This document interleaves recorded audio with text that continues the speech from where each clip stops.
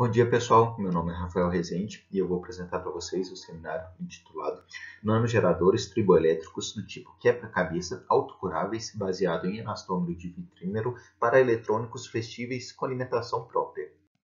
Com o rápido avanço da tecnologia e a concorrência do mundo globalizado, os atuais consumidores não estão mais satisfeitos com os dispositivos eletrônicos portáteis e rígidos. E assim surge demanda para os próximos anos para a miniaturização, redução do peso dos eletrônicos e assim como o desenvolvimento de eletrônicos vestíveis e implantáveis na pele.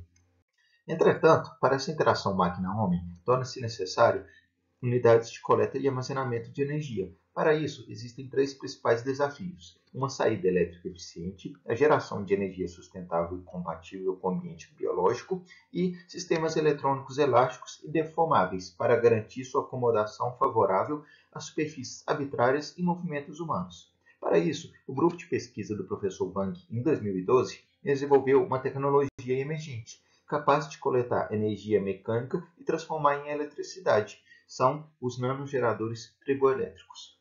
O princípio de funcionamento dos tanques é baseado na combinação do efeito triboelétrico e da indução eletrostática. A triboeletrificação, ou eletrificação por contato, é um tipo de eletrização que consiste na transferência de cargas elétricas entre os corpos após o contato, enquanto a indução eletrostática é um outro tipo de eletrização, porém é produzido pela alteração do posicionamento das cargas elétricas ou orientação de dipolos elétricos de um corpo a partir da presença de um campo elétrico nas proximidades desse respectivo corpo.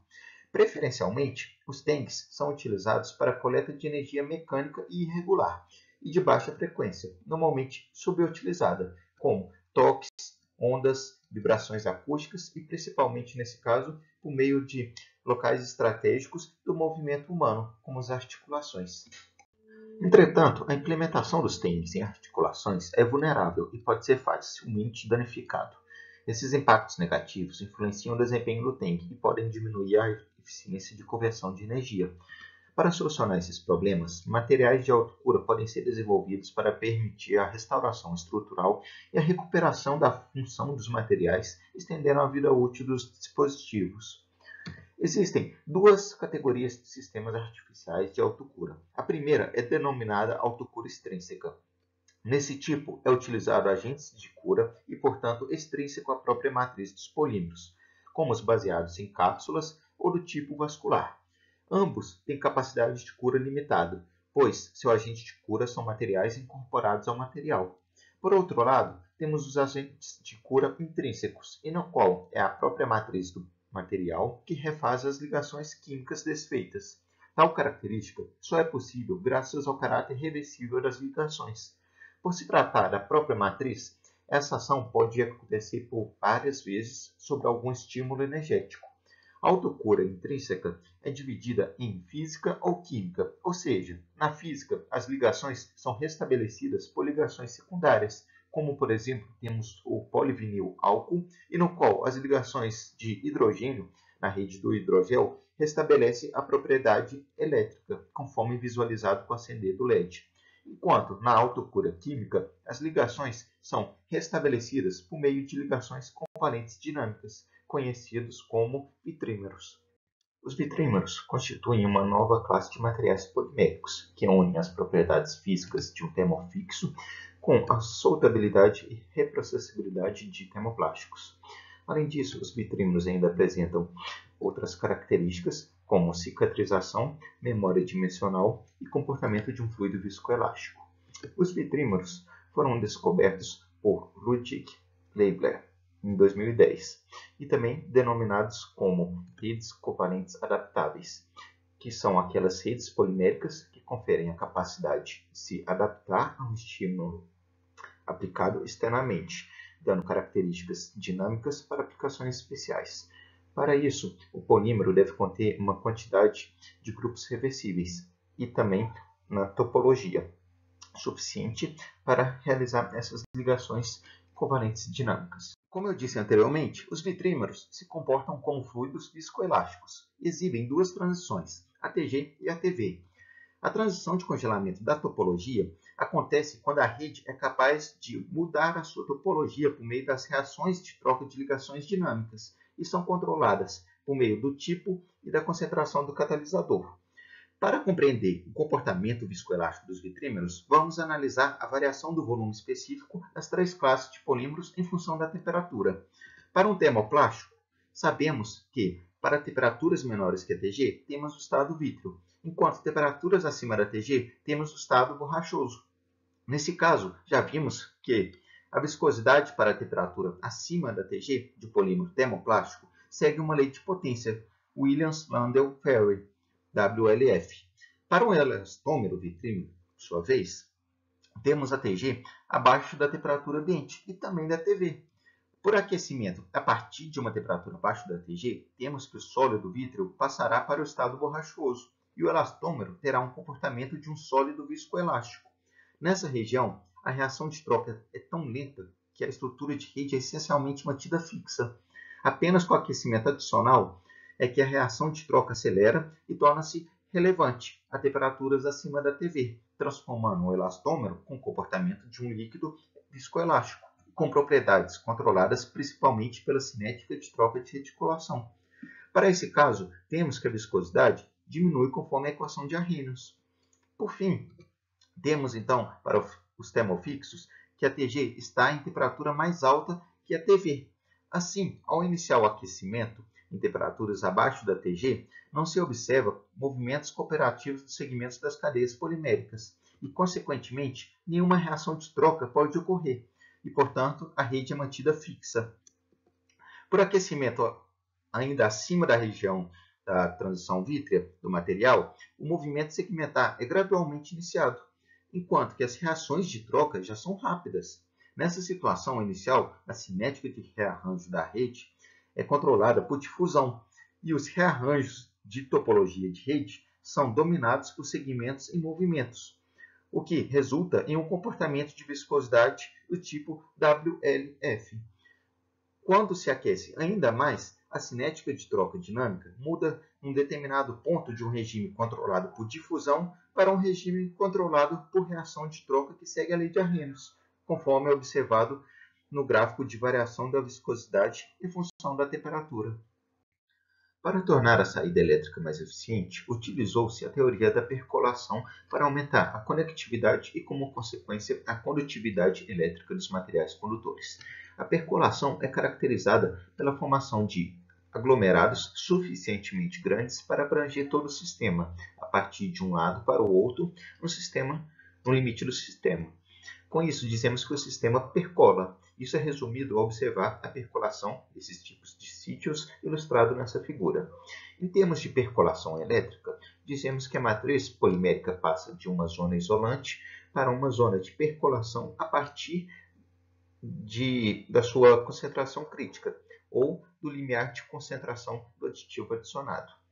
Assim, quando alguma propriedade do polímero muda drasticamente com um pequeno aumento da quantidade de carga, dizemos que atingimos a concentração crítica ou limiar de percolação, alcançando, logo em seguida, a zona de condução e a redução da resistência elétrica para a teoria de percolação elétrica. A partir disso, o objetivo desse trabalho foi desenvolver avanços na geração de energia, elasticidade, recuperação e saída eficiente de um coletor de energia, por meio da incorporação de uma rede de nanofios de prata num elastômero de vitrímero.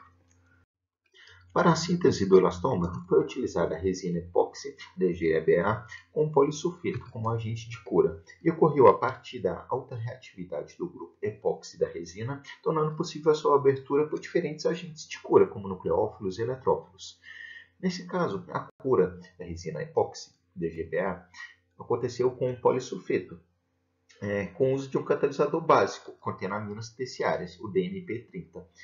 O seu mecanismo de catálise resulta na autopolimerização por meio da redução da energia de ativação para a abertura do anel epóxi e, em seguida, para a realização da reticulação com os grupos tióis do polissulfeto.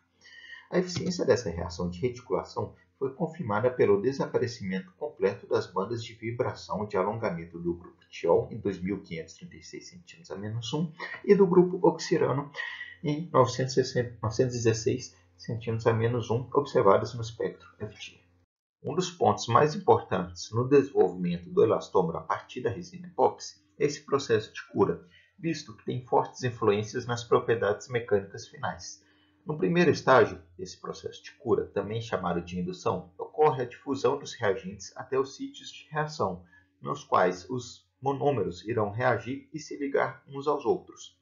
Nesse estágio, a reação é controlada pela natureza química dos grupos reagentes e, portanto, a concentração do catalisador para a abertura do anel oxirano e disponibilização desse grupo reativo tem um papel primordial nesse estágio.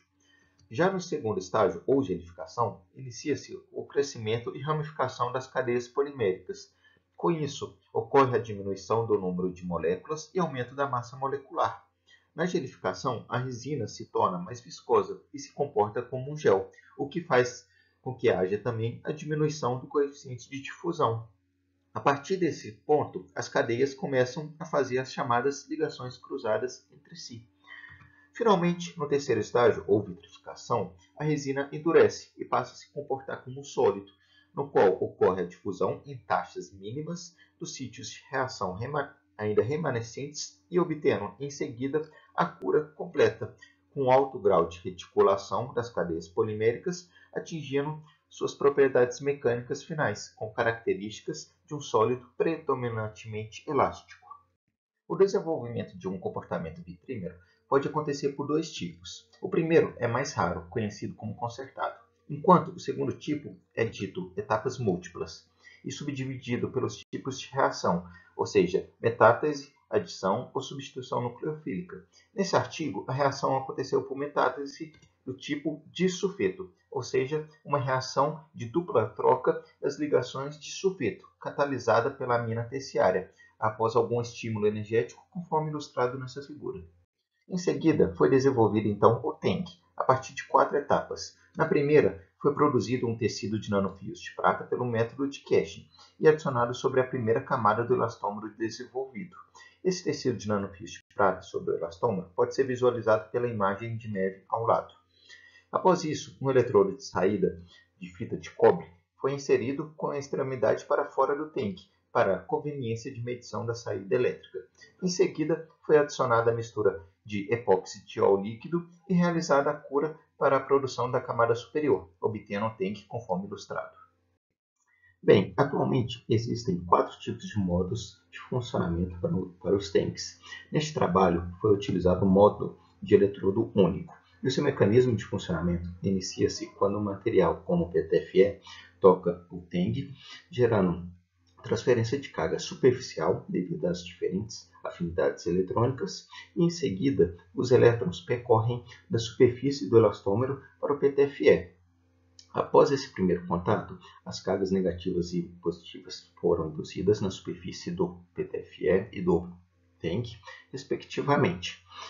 Quando a separação começou, as cargas negativas percorrem do eletrodo de saída, que pode estar aterrado, por exemplo, até o tecido de condução dos nanofios de prata. Em seguida, à medida que a distância de separação aumenta, os elétrons continuam a fluir até atingir o equilíbrio de potencial elétrico. Assim, conforme o PTFE se aproxima da superfície do tanque novamente, os elétrons induzidos, que estavam ali no tecido dos nanofios de prata, retornam para o eletrodo de saída, gerando um fluxo de corrente alternado em função do contato periódico de algum material. Após todas essas etapas, começou-se a caracterização dos tanques.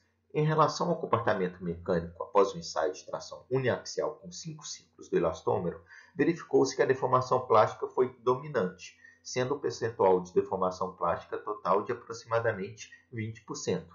Como disse anteriormente, a concentração do catalisador é um fator importante para o estágio de cura, visto que ao aumentar sua concentração, temos a abertura dos anéis epóxi e disponibilização dos grupos funcionais para os sítios de reação da cura com os grupos sulfetos. Assim, observamos que o desempenho mecânico em termos de deformação foi ampliado de 100% para 250%, com aumento de 2% da concentração do catalisador na reação da cura. Portanto, aliado também à análise de DMTA, confirmou-se a produção do elastômero, visto que apresentou ATG em aproximadamente 0 graus Celsius e as excelentes propriedades elásticas, como a deformação até a fratura de 250% mostrada anteriormente, o que é desejável para a matriz eletrônica flexível. O desempenho da cicatrização mecânica foi avaliado por ensaio de tração uniaxial, no qual os corpos de provas foram cortados, colocados em contato e tratados termicamente sob várias condições de cura térmica, com variação do tempo de 10 a 240 minutos e de 35 a 65 graus Celsius. Assim, a eficiência de cura foi determinada pela razão entre a deformação do elastômero após a cura em relação à deformação original do elastômero. Assim, percebemos que o aumento do tempo de cura resulta no aumento da eficiência de autocura, devido à maior probabilidade de restaurar as ligações de disulfeto, enquanto que o aumento da temperatura reduziu o tempo de relaxação de estresse, o que leva ao rearranjo da estrutura de rede mais rápido para a reação de metástase. Além disso, as curvas de relaxação de tensão também foram utilizadas para determinar a energia de ativação para a relaxação, por meio do coeficiente angular do modelo ajustado a partir da lei de Arrhenius, utilizando esse modelo linearizado. Um alto valor da energia de ativação indicou que o uso do catalisador para a reação de metástase de disulfeto foi sensível à temperatura. Além disso, os valores altos de tempo de relaxação em baixa temperatura proporcionam a estabilidade e elasticidade, enquanto pequenos valores do tempo de relaxação em temperaturas elevadas permitem rápida resposta para a autocura e adaptação de forma, o que justifica os valores da eficiência de autocura mostrado anteriormente.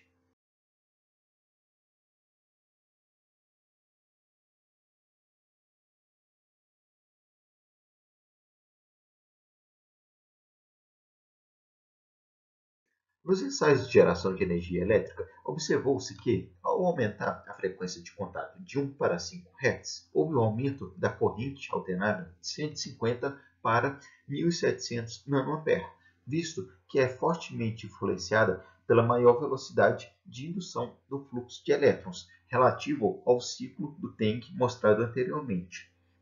Enquanto, ao manter o V-Tank sob deformação por tração com 10% da tensão máxima determinada anteriormente, houve a redução do desempenho de saída em cerca de 11% para a corrente alternada, 1% para a tensão de circuito e 4% para a carga transferida. O principal motivo para essa queda de corrente alternada foi devido à baixa conectividade induzida por deformação na rede condutiva, pois o deslocamento dos nanofios de prata após a deformação levou ao aumento da resistência interna, o que resulta, então, no aumento da capacitância inerente.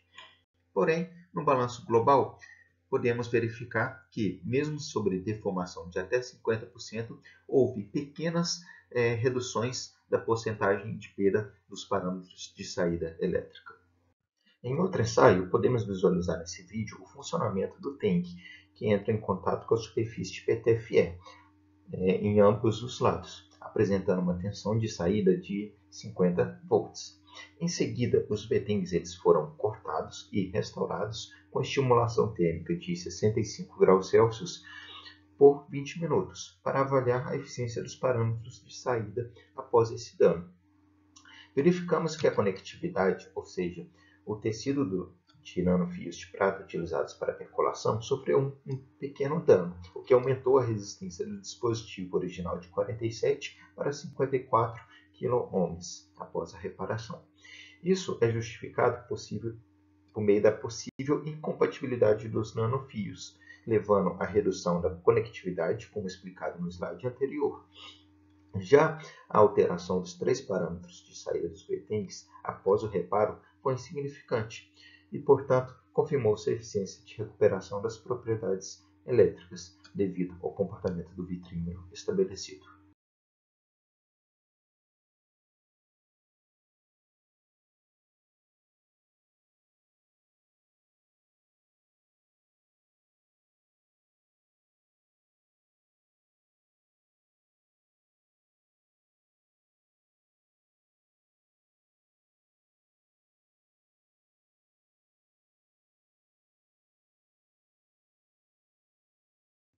Além da geração de energia elétrica, como mostrado nos slides anteriores, os autores também mostraram outra aplicação ao desenvolver a capacidade de sensoriamento ou detecção de diferentes níveis de pressão.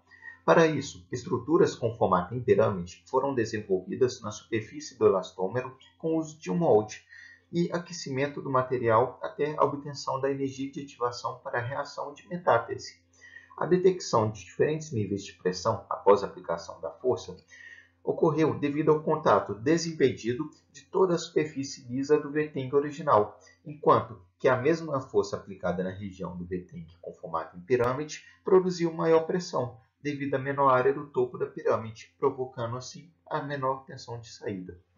Nesse seminário foram apresentados conceitos de físico-química de polímeros relacionados ao efeito triboelétrico, self-healing ou autocura, comportamento de vitrímeros, a teoria de percolação e a síntese do elastômero com seus estágios de cura.